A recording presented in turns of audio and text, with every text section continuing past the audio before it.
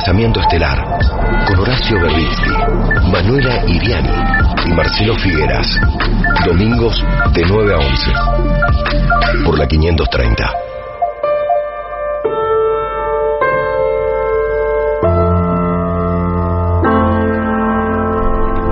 Muy buenos días para todas y para todos. Buen día, Horacio Berbisky. Buenos días, Marce. Buen día, Manuela Iriani. Buen día. Buen día, Guille Krieger. Buen día, Charles Escalante, ¿no? Es el operador que nos está dando una mano, que está trabajando con nosotros en el día de hoy. ¿Cómo andan? Lindo fin de semana, ¿no? Sí, lindo tiempo además. Sí. Primaveral, está hermoso. Sí. Ayer pudimos hacer uso de la terraza en la casa nueva por primera vez en meses, así que bien, contentos. Es como la previa de Santa Rosa esto, ¿no? Y eso dicen, ¿no? En mi terraza están enrojeciendo los tomates cherry. Ah, mira vos. A esas alturas, esos son tomates aéreos.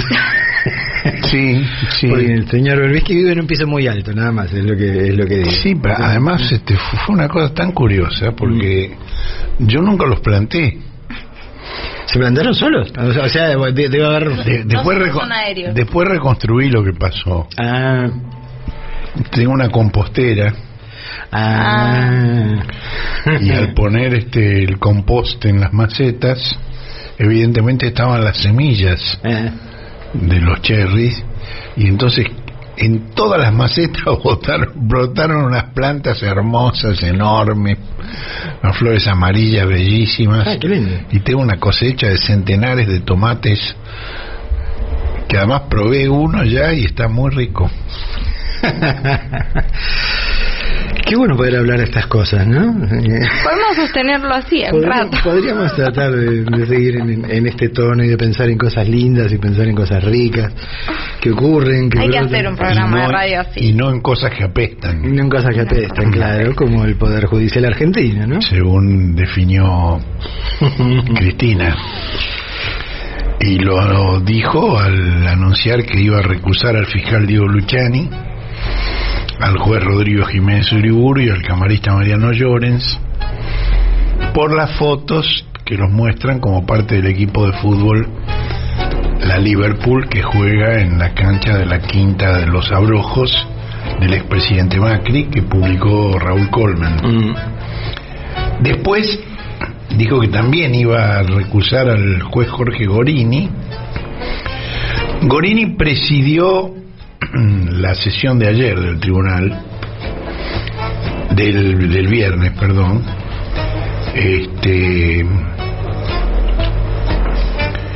porque Gorini tuvo varias reuniones con Patricia Bullrich, que es una de las denunciantes en la causa. Bueno, hay unas respuestas de los medios de la oposición y de los políticos de la oposición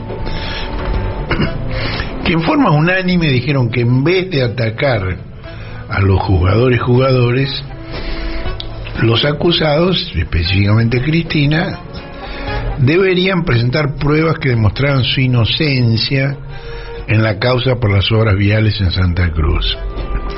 Bueno, esta pretensión, la verdad, ignora una cuestión de forma, en realidad una cuestión de fondo, que es que en un juicio penal la inocencia del acusado se presume, y es tarea del aparato judicial destruirla con pruebas, y dos cuestiones de forma. Una es que cuando terminen su alegato los fiscales, recién será el turno de las defensas, que van a tener que atacar las presunciones de los acusadores. Entonces es absurdo que digan que tendrían que probar su inocencia por las dos razones. Y además, y esta es la tercera razón, ya lo hizo Cristina en su indagatoria en mayo de 2019. ¿Se acuerdan ese día en que le dijo a los jueces que ella iba a hacer preguntas? Inolvidable. Y que a ella la historia ya la absolvió. Bueno, desde entonces, desde ese día, mayo del 19, que fue la semana posterior al anuncio de la candidatura de Cristina a la vicepresidencia y de Alberto a la presidencia, por cierto, en el juicio no han aparecido nuevas cosas significativas, solo golpes de efecto que no tienen consistencia probatoria de ningún delito y que además fueron introducidas de forma ilegal en el debate, sin control de parte, cosa que yo me imagino que cuando llegue el turno de las defensas van a decir todo eso, ¿no? Ahora, lo que me impresionó mucho fue que a una velocidad fantástica, Luciani, su adjunto Sergio Mola y Jiménez Uriburu no aceptaron la recusación, que además no aprendió solo Cristina, también otros de los imputados en el juicio, ¿no? Y miren esta combinación, sin pérdida de tiempo, el mismo viernes a la noche, sí. Gorini y el otro juez Andrés Basso, que es el único de los tres que no está recusado, rechazaron las recusaciones con un argumento, dijeron que se había presentado fuera de término.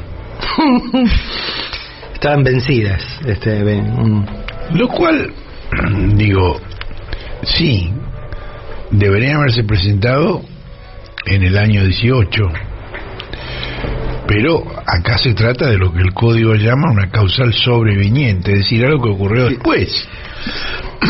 Que se presentó cuando se descubrió, digo, no puedes presentar algo antes de descubrir. Claro, pero lo que dicen los jueces es que la página de la Liverpool donde estaban las fotos es pública y entonces deberían haber buscado allí. ¿Por qué deberían haber buscado allí? ¿Cómo sabían? No hay forma de saberlo. Ridículo. Hasta que no lo publicó Raúl Colman no se sabía.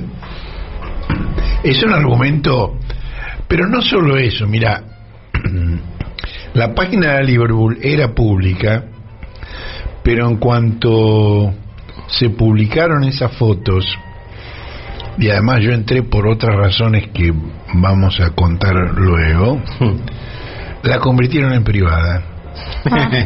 Dejó de ser pública, de modo que no podés entrar. Y esa página tiene dos administradores. Uno es el juez Jiménez Uriburu. Espectacular. Es decir, que hay 50% aritméticamente de probabilidades de que sea él el que convirtió en privada, lo cual implica una admisión de que allí hay cosas que no es bueno para ellos que se difundan, que son realmente una causal de recusación o por lo menos de descalificación de la seriedad de lo que están haciendo, ¿no? Ahora, mira, ya digamos de esta manera el Estado Libre Asociado de Comodoro Pi aplica sus propias reglas, y una vez que Gorini y Basso rechazaron la recusación de Jiménez Uriburu, Jiménez Uriburu rechazó la de Gorini. Hoy por ti, mañana por mí. Exacto.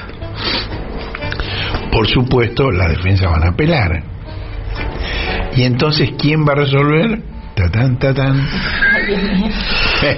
Es desolador. La Cámara Federal de Casación Penal. O sea, Mariano Borinsky y Gustavo Hornos, denunciados por sus reiteradas visitas a Macri en el Polideportivo de Olivos y Embarcarse 50. Me da esa sensación, ¿se acuerdan el Pac-Man? Cuando para todos lados que iba tenía cerrado el camino. Es como una sensación de asfixia con el Poder Judicial. Sí, o es como la mancha venenosa era esa, ¿no? Digamos, o sea, no hay forma. Por donde vayas... Los ensució a todos. Ay, digo, Dios. No. Bueno, además... Qué espanto. Les cuento una cosa que no era pública hasta ahora, y es que Hornos es tío de Jiménez Uriburu. En realidad no de Jiménez Uriburu, es de la esposa de Jiménez Uriburu, Josefina Hornos. Ahora, digamos, una vez que todas estas apelaciones suban, van a llegar a la República Autónoma del Cuarto Piso. Salen del Estado Libre Asociado de Comodoro Pi y van a la República Autónoma del Cuarto Piso. cuya politización no tiene límites, no es inimaginable. Esta semana, dos de sus miembros, Ricardo Lorenzetti y Juan Carlos Maqueda, recibieron a la presidenta de la Fundación Mediterránea, Pia Astori, y al director de su Instituto de Estudios sobre la Realidad Argentina y Latinoamericana, IERAL, Carlos Melconian. Me suena. ¿Sí? Bueno, quienes les entregaron los borradores del programa de reformas económicas, laborales y sociales que están elaborando para el próximo gobierno. Bueno, la Fundación Mediterránea fue creada por grandes empresas durante la dictadura militar, y este programa que está elaborando Melconian se propone recortar derechos de los trabajadores, que es lo que hizo el antecesor de Melconian en el IERAL, Domingo Cavallo, cuando llegó al gobierno como ministro de Menem y de la Rúa. Ahora te pregunto, porque vos tenés que tenerlo más claro, o claro, cosa que yo no tengo. ¿Cuál sería la propiedad o el sentido de presentarle un plan semejante a la Corte Suprema? Digo, ¿por qué eso sería? Es como ponerle la marca al ganado. Estos son míos. Okay.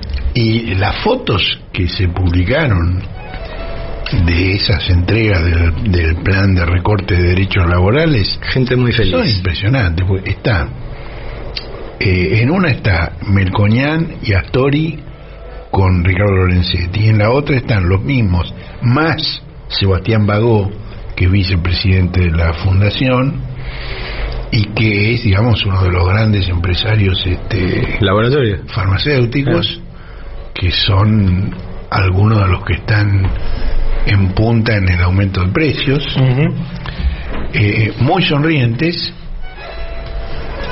con Maqueda.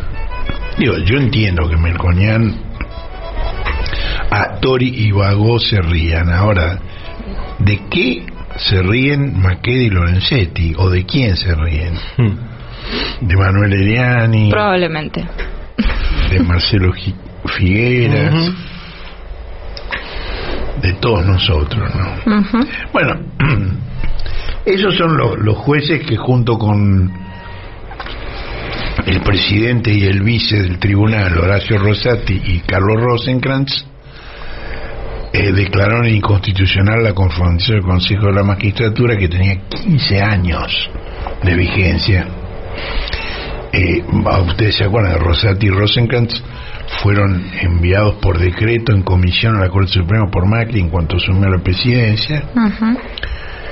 Y además de declarar inconstitucional una ley que tenía 15 años de antigüedad, Rosati, Rosenkrantz y Maqueda ordenaron que volviera a regir la ley anterior que el Congreso había derogado en 2006.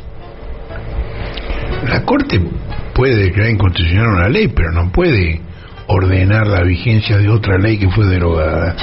Es una invasión clarísima de atribuciones que son del Poder Legislativo. En consecuencia de todo esto, Rosati, por su propio voto, preside el Consejo de la Magistratura, porque la ley derogada que él volvió a poner en vigencia ilegalmente dice que el presidente de la Corte tiene que ser presidente de la Corte de la Magistratura. Ahora, ¿qué está haciendo Rosati en el Consejo de la Magistratura? Bueno, está apurando la finalización de algunos concursos para la elevación de ternas para cubrir vacantes de jueces. Está apurando muchos procedimientos, menos uno. Es el que plantea la selección de los reemplazantes de otros dos delegados de Macri, que los colocó en la Cámara Federal sin seguir el procedimiento constitucional, que son Leopoldo Brulli y Cacho Bertuzzi, y que la propia Corte dijo que había que reemplazarlos, que no podían seguir allí. Ahora, los concursos están realizados, falta que se eleven las ternas al Poder Ejecutivo, y Rosati mira y no hace nada al respecto. Él podría apurar eso como presidente del Consejo, sin lugar a dudas. Ahora, es muy gracioso esto que voy a contar.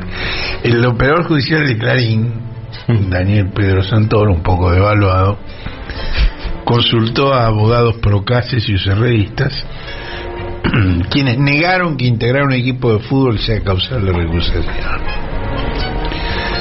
Bueno, le respondió el presidente del Tribunal Fiscal de la Nación, Miguel Licht, que dijo que las causales de recusación no son taxativas ni de interpretación restrictiva.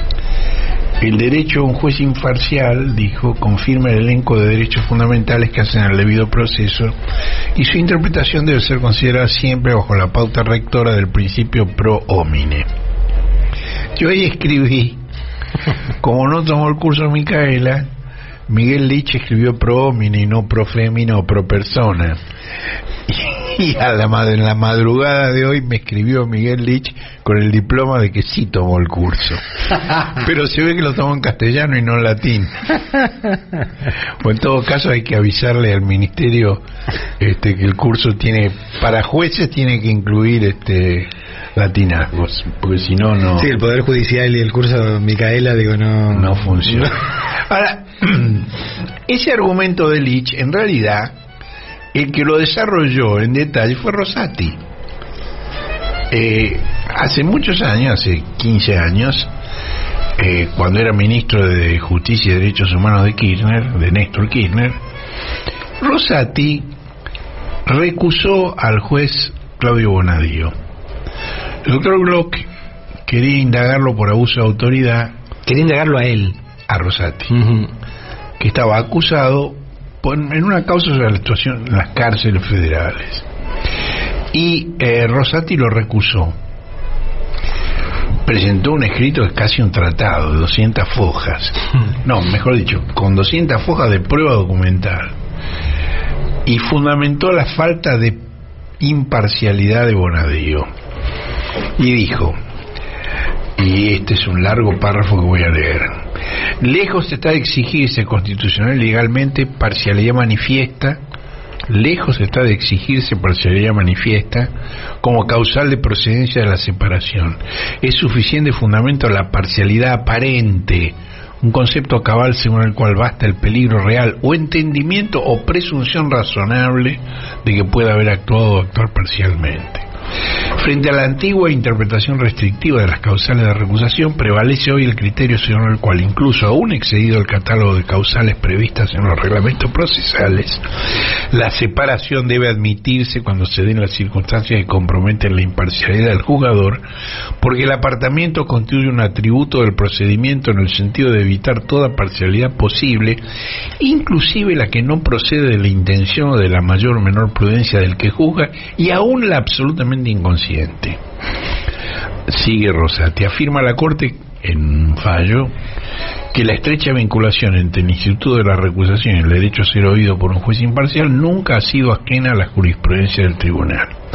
La recusación procura asegurar a los habitantes del país una justicia imparcial e independiente, y ello se traduce en la necesaria separación de la causa de aquel magistrado que no se encuentra en condiciones objetivas de satisfacer tal garantía. De allí que las causales de recusación no puedan ser interpretadas en forma rígida y ritual que desnaturalice su ámbito de aplicación y las convierta en meras fórmulas vacías e incapaces de subsanar lesiones evidentes del debido proceso. Termina el argumento de Rosati, que es absolutamente válido para la recusación que presentó Cristina. Se aplica perfectamente. Pongo subtítulos en castellano. Basta con parcialidad aparente, es decir, basta con que parezca que hay parcialidad, y basta de modo de incluso de exceder las causales previstas en los reglamentos procesales, lo cual va en contra de lo que dijeron que no estaban vencidas, tendrían que haber presentado antes. Por supuesto. Ahora, y acá entramos en un capítulo nuevo que todavía no ha sido tratado en los tribunales, y que no sé si lo será, dependerá de qué hagan los distintos actores con lo que vamos a revelar ahora. Además de los jueguitos en la propiedad de Macri, hay otras razones para fundamentar la recusación del presidente del Tribunal Oral. No de Luciani, sino de Jiménez Uriburu. Jiménez Uriburu fue designado en el Tribunal Oral en 2011. Como dijimos, recién está casado con Josefina Hornos, que es hija del juez Roberto Hornos y sobrina del juez Gustavo Hornos. De Hornos y Gorinsky, digamos. Es otra de las parejas de oro. Sí. Bueno, el padre de ambos jueces Hornos y abuelo de Josefina, la esposa del juez Jiménez Uriburu, se llamó Armando Manuel Hornos y fue miembro de la promoción 83 del Ejército, que egresó del Colegio Militar en 1953 como subteniente de artillería y pasó a retiro como coronel el 31 de noviembre de 1983. Mirá qué fecha que pasó a retiro, 10 días antes de que concluyera la última dictadura. Como decían ellos, por algo será, ¿no? Bueno, en un juicio oral y público, la sentencia lo mencionó como organizador y ejecutor de la masacre de Margarita Belén. Sin embargo, no fue condenado, porque gracias a la morosidad judicial, el debate oral recién se abrió en 2009, cuando Hornos ya no estaba en condiciones de comprender y recordar. Ese mismo año, 2009, el fiscal federal Miguel Ángel Osorio pidió la detención del coronel Hornos en la causa del Plan Cóndor. Y lo mismo hizo el conjuez federal Juan Piñero, quien lo detuvo y alojó en la delegación de la Policía Federal en Corrientes por la desaparición forzada de Pedro Crisólogo Morel y Sara Fulvia Ayala de Morel en mayo de 1977. Fueron secuestrados en la provincia de Buenos Aires, pero la última vez que los vieron con vida fue en la Brigada de Investigaciones de Resistencia, que dependía de Hornos. Y en noviembre de 2009, el Tribunal Oral Federal Correntino escuchó a Hornos como testigo en la causa Ulibarri y sentenció que Hornos obstaculizó la acción de la justicia frente a la promoción de habeas corpus y que su rol en la desaparición de personas debía ser investigada por el Ministerio Público Fiscal. Bueno, Hornos era del arma de artillería, pero hizo el curso técnico de inteligencia durante la dictadura de Onganía y en el año 76 fue designado jefe del destacamento de inteligencia 124 del Ejército con asiento en la capital del Chaco. Bueno, la madrugada del 13 de diciembre del año 76, un grupo de 21 detenidos políticos fueron extraídos de la unidad penitenciaria de Resistencia y trasladados a la cárcel de máxima peligrosidad de Formosa.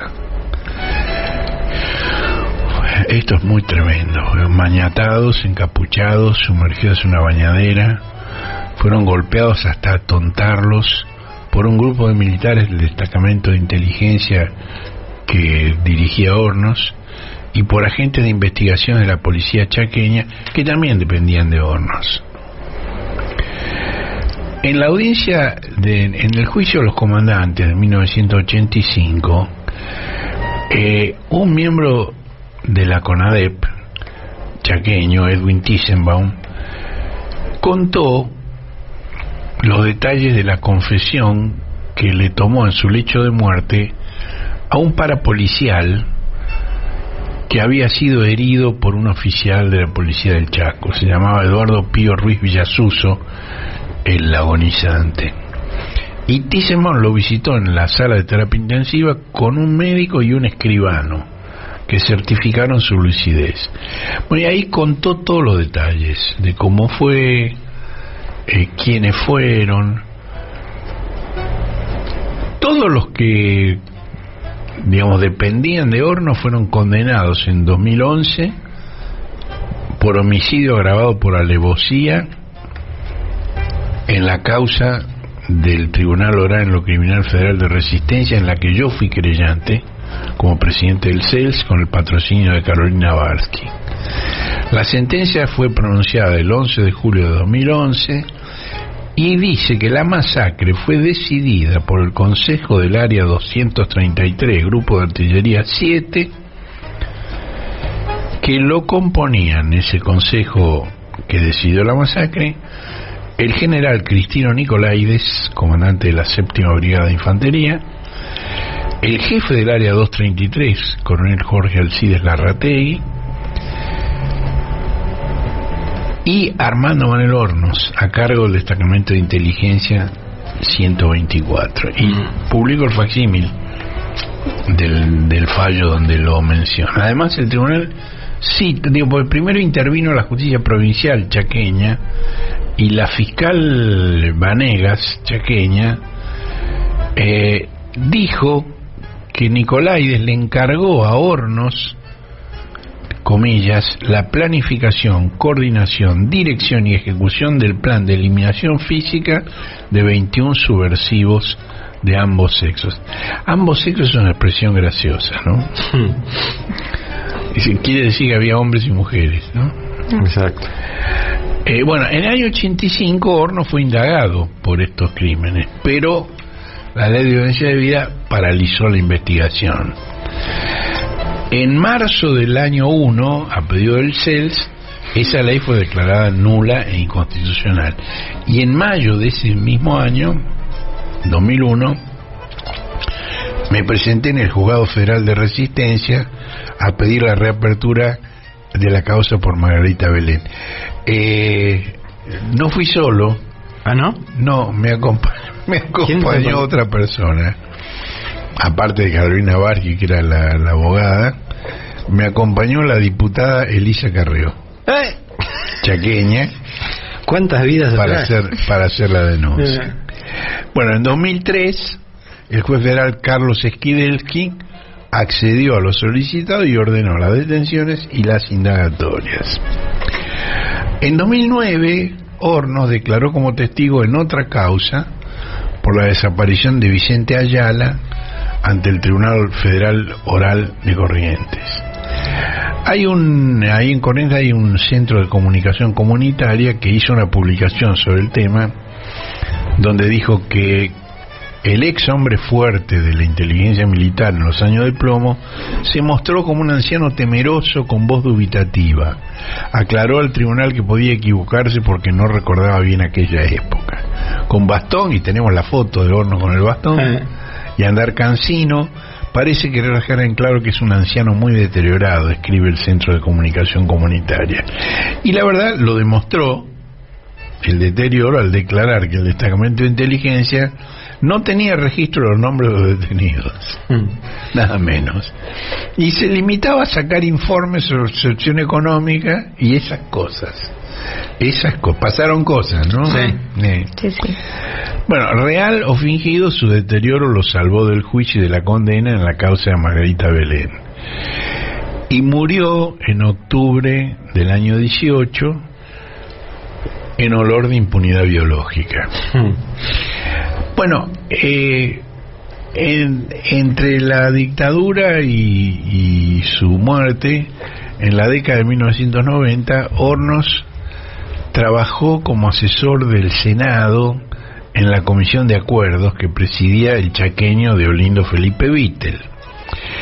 ¿Ustedes se acuerdan? No sé si se acuerdan, en todo caso lo voy a recordar. El presidente Menem pidió el ascenso a capitán de navío de los oficiales de la Armada Juan Carlos Rolón y Antonio Pernías. En ese momento yo publiqué sus antecedentes como secuestradores y torturadores de la ESMA. A raíz de eso, la Comisión de Acuerdos separó los casos de Rolón y Pernías, le dio el acuerdo a los demás de la lista y dispuso a investigar el caso de Rolón y Pernías, a quienes citó a declarar. Los dos admitieron que los prisioneros en la ESMA eran torturados con picana eléctrica y prometieron que no volverían a hacerlo porque tenían una convicción democrática. Qué bueno. Estaban felices de que hubiera democracia y no hubiera que hacer esas cosas horribles. Bueno, solo cuando se discutió eso en la reunión de asesores de la comisión, hubo uno solo que se pronunció a favor de los ascensos. Fue el coronel Armando Manuel Hornos, con el argumento de que si Videla fue indultado, tenían que ascender los que tuvieron menos responsabilidad. Ahora, ese criterio no fue admitido por el Senado, que les negó la promoción y debieron pasar a retiro. Hoy ambos cumplen condena a prisión perpetua. Bueno, este es realmente un motivo para que Jiménez Uriburu no sea imparcial. Digo, el abuelo de su esposa, y él está juzgando a quien impulsó los juicios, a quien... Ahora, el problema no es solo el abuelo de Josefina Hornos, de Jiménez Uriburu. El papá del juez también hizo carrera en la Fuerza Armada durante la dictadura. El capitán de navío Héctor Jiménez Uriburu, que tiene una biografía muy interesante. Ingresó a la Escuela Naval Militar, ¿saben cuándo? No. En enero de 1956. En plena euforia de la Marina por el derrocamiento de Perón y el rol que tenía en el gobierno de facto el almirante Isaac Rojas. Y se retiró como capitán de navío en noviembre del año 92. Bueno, además de los destinos en embarcaciones,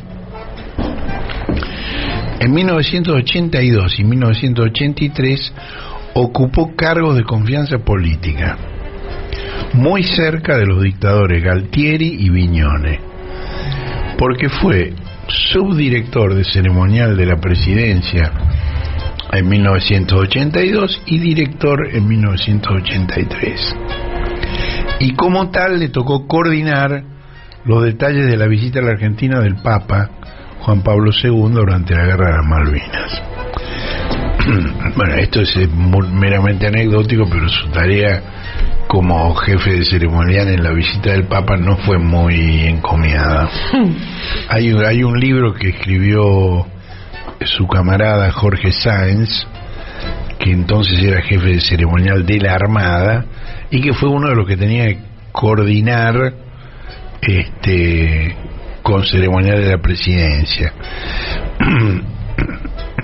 Escribió un libro llamado Malvinas bajo palabra y cuenta que al sur del monumento a los españoles, frente al zoológico, Jiménez Uriburu estableció un punto alfa donde debían encontrarse los responsables de cada fuerza armada, ministerios, intendencia porteña y autoridades eclesiásticas para coordinar los detalles previos al acto. Pero cuando pudieron aproximarse al sitio, había miles de personas y nadie pudo llegar. El caos fue tal que el Papa, que tenía que entrar por la avenida Sarmiento, terminó ingresando por la avenida del Libertador en medio de una confusión absoluta. Y bueno, en 1983 Jiménez Uriburu acompañó a Viñone a los encuentros de países no alineados que se realizaron en la India y en Yugoslavia. Bueno, ahora tiene 82 años, vive, a diferencia del abuelo Hornos, y es vicepresidente de la Academia Argentina de Ceremonial, que tiene sede en el Centro Naval. El presidente de esa Academia de Ceremonial es Eduardo Saduz. No sé si le dice algo ese nombre. Saduz era el embajador argentino en Venezuela, que dijo que los empresarios le habían dicho que para exportar maquinaria agrícola a la República Bolivariana tenían que pagar coimas del 15%. Esto fue desmentido por los empresarios, fueron careados con él, lo negaron y terminó procesado por falso testimonio. En el año 13 entraron ladrones a la casa de Jiménez Uriburu en las barrancas de San Isidro y le robaron $7.000 en dólares, otro tanto, pero el equivalente al cambio de ese momento en pesos, y joyas. Pero él de todos modos siguió participando en los torneos de golf del Cantegril Country Club de Punta del Este. por último, hablamos de la página en Facebook de la Liverpool, del equipo. Bueno, en ese Facebook de la Liverpool, el padre del juez, el capitán Jiménez Uriburu, posteó una diatriba del comentarista cordobés Pablo Rossi en una radio del grupo Clarín. ¿La tenemos allí? ¿Podemos escucharla? Hola, ¿qué tal? ¿Cómo les va? Buen fin de semana por anticipado. Para terminar, en esta Semana de la Argentina voy a ofrecer una clave para mí de estas últimas horas y que tiene que ver, cuando no, con Cristina Fernández de Kirchner. Yo quisiera hacer una pregunta a ustedes. ¿Cuánto más creen que el periodismo puede ofrecer a la sociedad para esclarecer o para brindar detalles de lo que hizo, de lo que dijo, de lo que malversó, de lo que robó, de lo que estafó el kirchnerismo? Y en particular su emblema, Cristina Fernández de Kirchner. Personalmente creo que muy poco, porque ha dado mucho. El periodismo de investigación ha relevado, le diría, una tonelada de pruebas que andan diseminadas allí entre juzgados diversos. Por lo tanto, y a partir de lo que se convirtió en un ícono verdadero de la discusión pública de esta semana, la entrevista que nuestro colega Luis Novarecio le hizo en el portal Infobae por espacio de 2 horas a la expresidenta, digo que el resultado final es una ratificación de lo que se piensa sobre Cristina Fernández de Kirchner de un lado y otro de la grieta. No sé si habrá algún resultado en la cuestión electoral en votos, pero lo que creo es que deja claramente marcado lo que falta. ¿Qué le está faltando al espacio público, a la conversación pública? ¿Más entrevistas a esta Cristina Fernández de Kirchner? Yo sabe lo que creo, lo vengo sosteniendo desde hace unos días. Acá, más que entrevistas, hacen falta indagatorias. Más que conversación, hace falta interrogatorio. Pero no por un periodista, o por 2 o por 3, por jueces. Señoras y señores, es la hora del juez, que con las pruebas en las manos pueda refutar esas toneladas de hipocresía, cinismo, acting, show que propone la expresidenta. El manejo reducido de un relato ya descolorido, maltrecho, maltratado por ella misma, son apenas vestigios, así como su poder hoy está deshilachado y solo quedan vestigios de esa omnipotencia. Lo mismo ocurre con lo que ella puede ofrecer en explicaciones o en justificaciones. En cambio, a un juez, reitero, con las toneladas de pruebas vertidas, conseguidas, exhibidas por el periodismo de investigación a lo largo de estos años, se impone la hora de la justicia. Yo la quiero ver a Cristina Fernández de Kirchner sentada frente a jueces que la interroguen sobre aquellas cuestiones que todavía están pendientes. ¿Cuánto se robó en la Argentina? ¿Dónde está la plata? ¿Y qué posibilidad hay que los corruptos vayan presos y devuelvan lo robado? Buen fin de semana. Bueno, es bastante claro lo que dice este muchacho. Depende de cómo lo veas, digo, porque sí, depende de cómo lo vean. Su incapacidad de concordar sujeto con predicado, género y número, la verdad que nunca lo había escuchado, digo, habla en un idioma paralelo. Este editorialista fue el niño mimado de la cadena 3 de Córdoba. Empezó su carrera allí, y luego pasó a trabajar con Mariano Grondona en los últimos años de actividad de Mariano Grondona. De ahí pasó al grupo Clarín, y esto que acabamos de escuchar lo dijo en una radio del grupo Clarín. Y luego pasó a La Nación, y hoy es una de las voces más furibundas de la señal de noticias por cable de la Nación. Bueno, esto lo puso el padre del juez Jiménez Uriburu en las redes antisociales de la Liverpool. Bueno, yo había leído la existencia de esto en una nota de Raúl Colman. Le pedí el dato preciso a Colman, con toda amabilidad me lo pasó.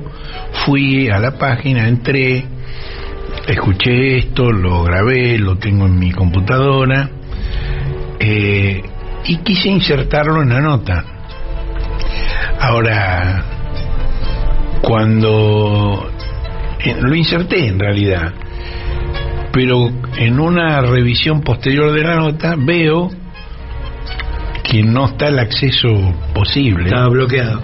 Porque, como dije antes, el grupo que era público lo habían convertido en privado. Y uno de sus administradores es el juez Jiménez Uriburu.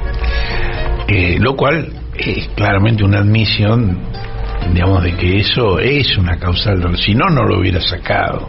Lo sacó porque sabe que compromete. Sabe que es comprometedor. Es una admisión más.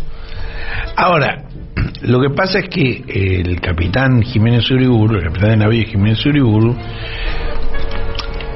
lo que hizo fue compartir la publicación previa de otra persona. Una señora que no importa que aquí, pero que es una organizadora de los banderazos de Campo Más Ciudad, militante de la UCR. Entonces, como Jiménez Uriburu había compartido la publicación de esta señora, de todos modos pude acceder al video y por eso está en la página del cohete y por eso ustedes escucharon la voz de el editorialista que el padre del juez puso en la página de la Liverpool. Realmente es obvio que Rodrigo Jiménez Uriburu no está en condiciones de juzgar con objetividad e independencia a la expresidenta que apoyó la reapertura de los juicios por los crímenes de lesa humanidad, como los que cometió el abuelo Armando y a quien el padre del juez considera corrupta y ladrona, que debe ir presa. Luciani en la audiencia del viernes hizo un descargo muy histriónico. Digo, puede parecer muy efectivo por el tono en que lo dijo. Ahora, si lees el contenido, para él, su presencia en la quinta de Macri y su amistosa relación con el juez es lo mismo que asistir a cursos y actividades académicas, o compartir una cátedra, un coro, un curso, una conferencia, una ceremonia religiosa. A mí me parece, ¿no?, que cada día es más objetiva la afirmación de Cristina de que su condena ya está escrita y firmada.